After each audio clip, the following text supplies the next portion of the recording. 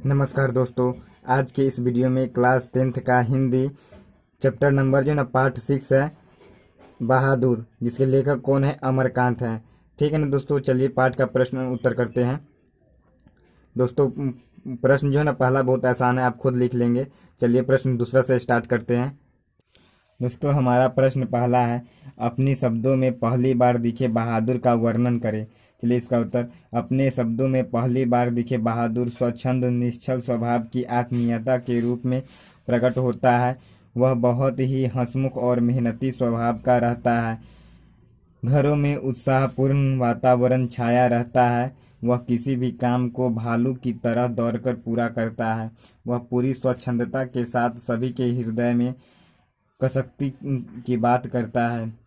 चलिए दोस्तों प्रश्न हमारा तीसरा है, लेखक को क्यों लगता है कि नौकर रखना जरूरी हो गया था?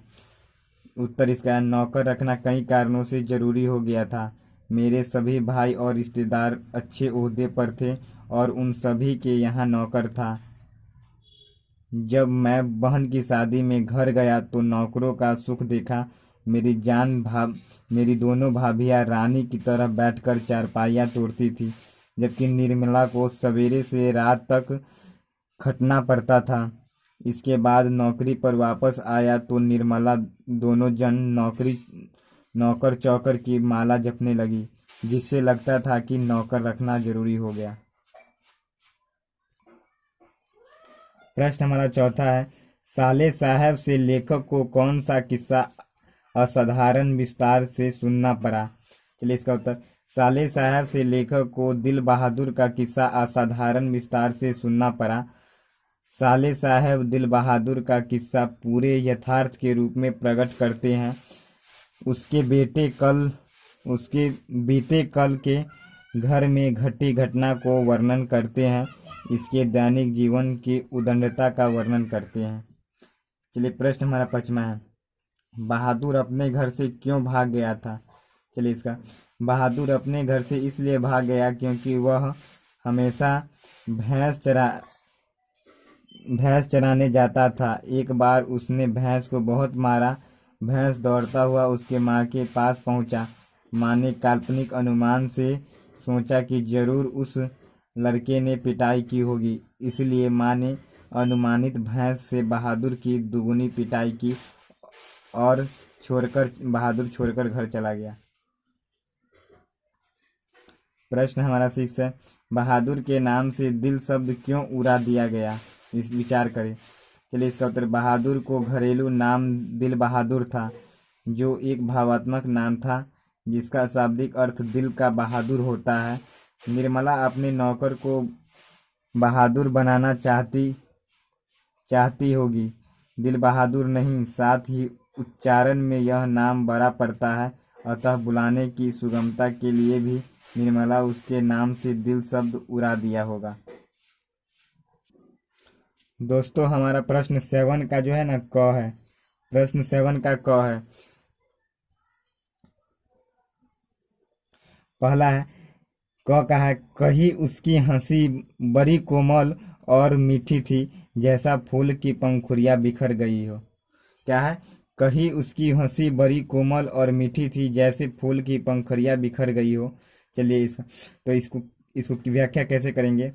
उदित पंक्ति बहादुर शीर्षक कहानी से ली गई है, जिसके कहानीकार हिंदी के सशक्त कथाकार अमरकांत जी है। लेखक ने अपनी कहानी के नायक बहादुर की हंसी का वर्णन करते हुए लिखा है कि उसकी हंसी बड़ी कोमल और मीठी थी, जैसे फूल की पंखुड़ियां बिखर गई हो, अर्थात उसका हंसमुख चेहरा प्रसन्न का उद्योतक हो गया है। ठीक है ना, उद्योतक है।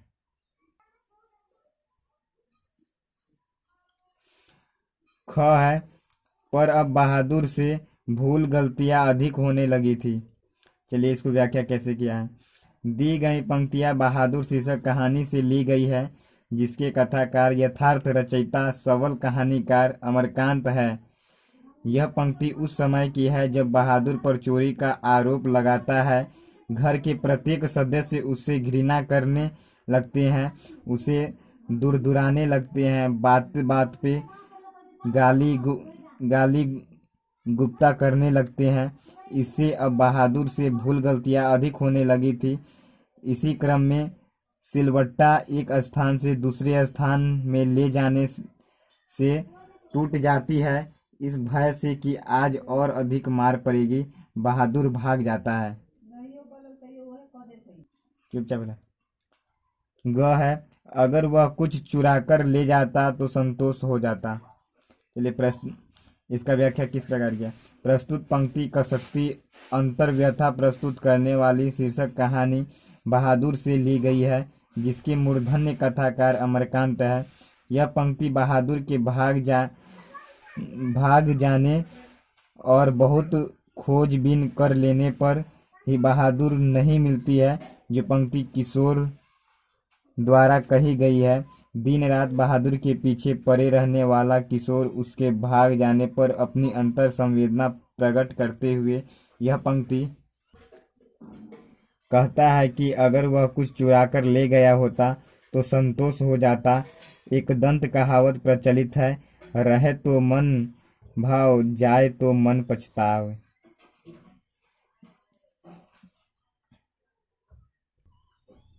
दोस्तों घ है, यदि मैं न मरता तो शायद वह न जाता। क्या है, यदि मैं न मारता तो शायद वह न जाता। चलिए इसका व्याख्या। अवतरित पंक्ति हिंदी के सशक्त कथाकार अमरकांत रचित बहादुर शीर्षक कहानी से ली गई है। लेखक का नौकर बहादुर जब भाग जाता है तो अफसोस करते हुए लेखक यह उक्त कहता है कि यदि मैं न मारता तो शायद वह न जाता। इस पंक्ति से लेखक की अंतर आत्मा की लघुता प्रकट होती है। उसे लगता है कि मेरे नौकर की सच्चाई और ईमानदारी के सामने मेरा शान शौकत कुछ भी नहीं है। बहादुर द्वारा छोड़कर गए कपड़ों के लेखक तलाशी लेता है, जिसमें मात्र कुछ गोलियां, पुराने ताश की गड्डी, खूबसूरत पत्थर,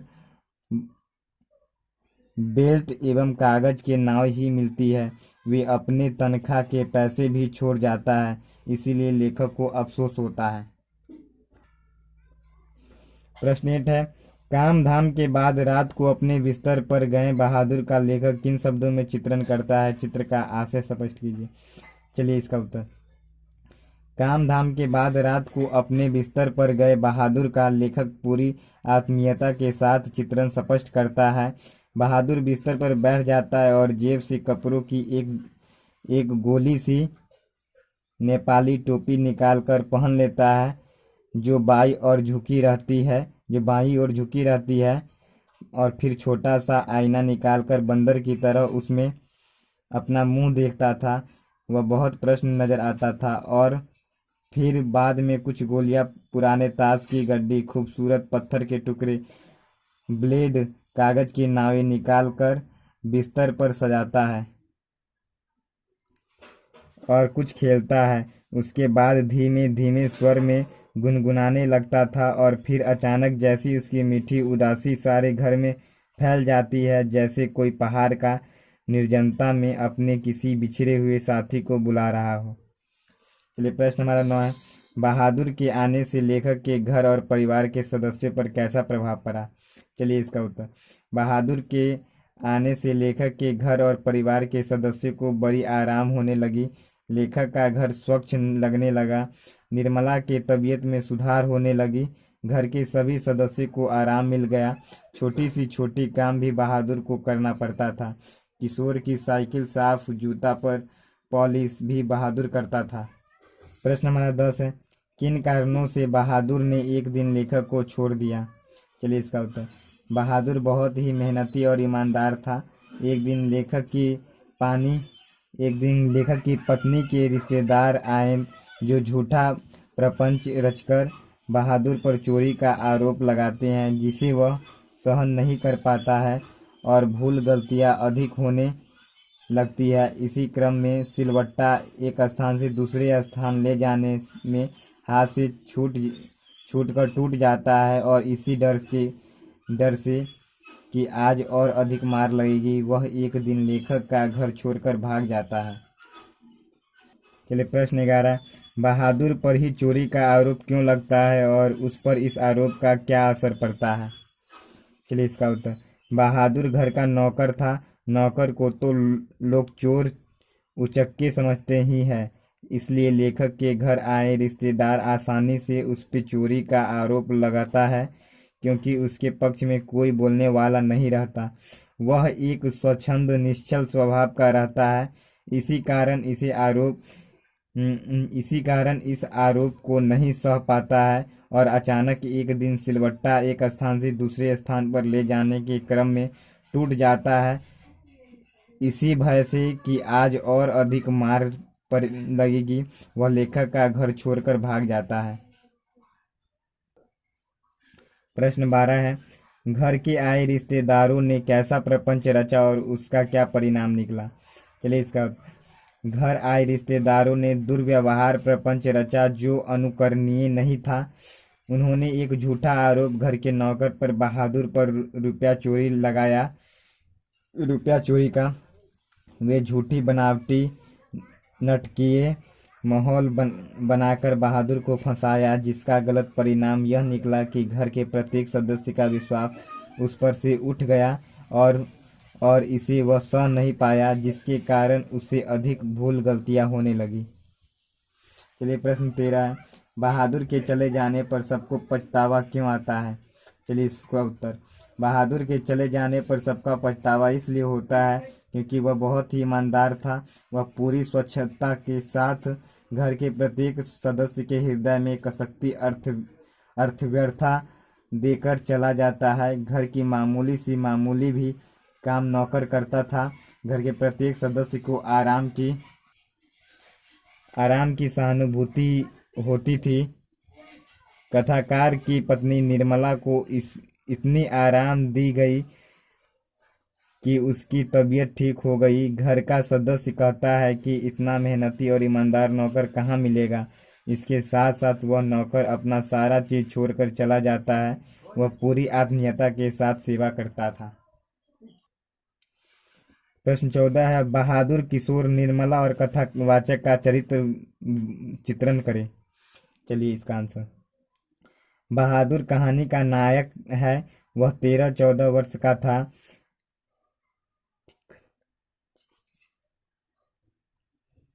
ठिग्गन चकैठन शरीर, गोरा रह और चपटा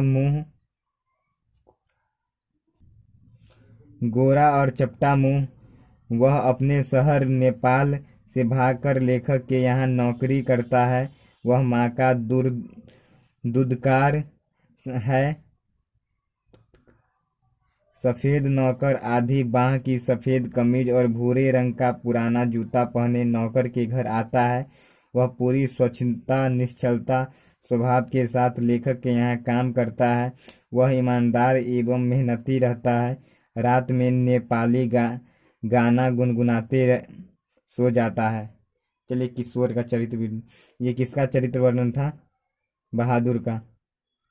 ये किसका, किशोर का। चलिए, किशोर लेखक का बेटा रहता है। वह अपने को काफी शान शौकत और रोब दोब से रहने का कायल समझता है। वह अपनी छोटी काम बहादुर से करवाता है। जरा देर होने पर उसे गाली झाट झपट करता, अतः वह एक गुस्सैल और परजीवी व्यक्ति रहता है। निर्मला का चरित्र वर्णन, लेखक की पत्नी रहती है। निर्मला का भी इस कहानी में अहम पात्र है। वह तो पहले नौकर को अपने परिवार की सदस्य की तरह समझते हैं। वह जल्द ही उकसावे में आ जाती है।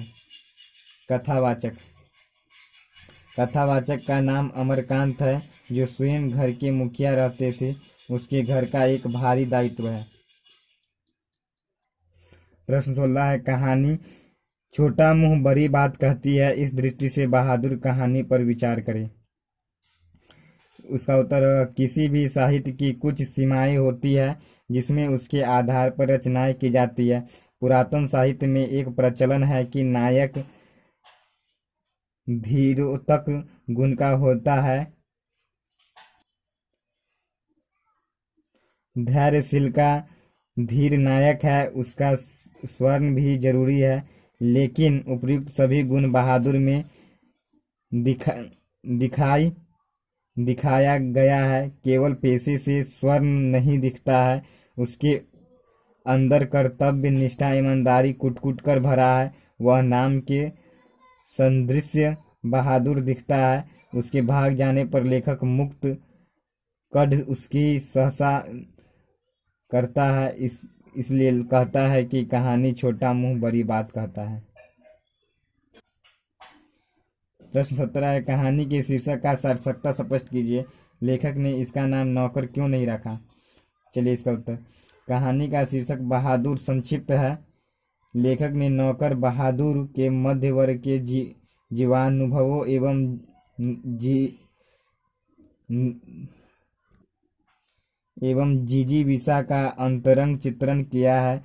नौकर बहादुर जो अपने शहर नेपाल से भागकर कथाकार के यहाँ नौकर के रूप में कार्य करता है। नौकर बहादुर बड़ी मेहनती ईमानदार बहादुर भी है। शीर्षक बहादुर कहानी के नायक बहादुर के संबंध में पूरी यथार्थ के रूप में दिखाता है। बहादुर नौकर को बहुत सी डांट डांट झपट पिटाई एवं चोरी का आरोप लगाता है, जिसे वे सहन करता है। वह निश्चल स्वभाव का रहता है, जिससे स्पष्ट होता है कि शीर्षक बहादुर बिल्कुल उचित और सार्थक है। लेखक ने इसका नाम नौकर इसलिए नहीं रखता क्योंकि नौकर एक प्रकार का कार्यात्मक पद है, जिससे मालिकों को कोई लगाव नहीं रहता। लेकिन इस शीर्षक में मालिक, लेखक और नौकर बहादुर का पूरी आत्मीयता का संबंध है। नौकर बहादुर भी होता है और नाम भी बहादुर है। शीर्षक भी बहादुर है, जो इन तीनों में संबंध स्थापित करता है। चलिए बाकी के लिए सो थैंक्स। यहीं पे हमारा चैप्टर एंड होता है। फिर मिलते हैं नेक्स्ट वीडियो में नेक्स्ट चैप्टर के साथ। बाकी के लिए so thanks, all the best.